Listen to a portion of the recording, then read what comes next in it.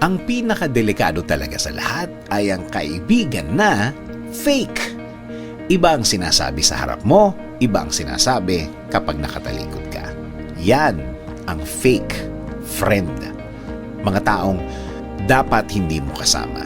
Mga taong wala dapat sa buhay mo. Mga taong hindi dapat matagal na nag-i-stay sa buhay mo. Mga taong sana nga maiwasan sa buhay mo. Ang masakit yan, hinding-hindi o baka hindi mo mahuli ang taong ito. Hindi mo malalaman na sila o siya pala ang nagkakalat ng mga maling kwento tungkol sa iyo. Mga kasinungalingan na hindi mo malaman kung saan galing ang galit sa iyo. Kasi naman, ang babait ng mga to, kahit ang mga kwento ng mga to, laging nakapuri sa iyo. Mabait ka daw kasi, ibang klaseng tao ka daw kasi, mabait kang kaibigan at napakaswerte daw niya dahil nakilala ka daw niya. At kapag nakatalikod na, ayan na, start na ang mga kwentong may bahid ng katotohanan pero mas malaking part ang kasinungalingan. Mas maraming detalye ng hindi totoo at ito ang nagpapalala ng kwento. Iko-compare niya ang buhay niya at pagkatao niya. Dapat daw paniwalaan daw siya kasi daw close sa'yo. Close na close sa'yo. Again, gagamitin niya ang lahat na kinuwento mo sa kanya. Lahat ng mga bagay na na-share mo, gagamitin niya lahat. Pero, iba ang direksyon. Papunta doon kung saan siya ang bida, kung saan siya ang angat, kung saan siya ang naapi. Oo, tama.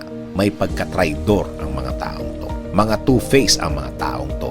At sanay ang mga taong to sa mga sitwasyong nahuli mo na, babalik ta rin pa ang kwento. Parang ang marirealize mo, parang ikaw ang may diferensya. Ikaw ang mali. Ikaw ang may kasalanan. Sanay na sanay sa confrontation ng mga taong to. Kapag hinarap mo, gagawa pa ng mga eksena yung mga yan. Dadaldal pa ng kung ano-ano. Ano-ano ang sasabihin. Ano-ano ang mga sasabihin na hindi totoo.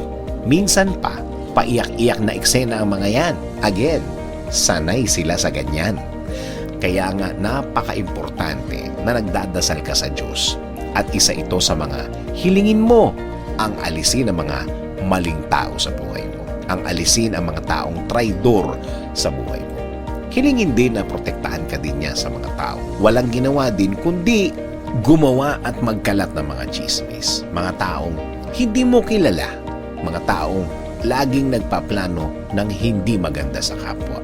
At oo naman, kayang-kaya niyang alisin ang mga ganitong klaseng tao sa buhay natin para hindi na din sila makagawa at makapagkalat ng masama sa buhay natin at buhay ng ating pamilya. Sabi nga sa Psalm 55:21, His talk is smooth as butter, yet war is in His heart. His words are more soothing than oil, yet they are drawn swords.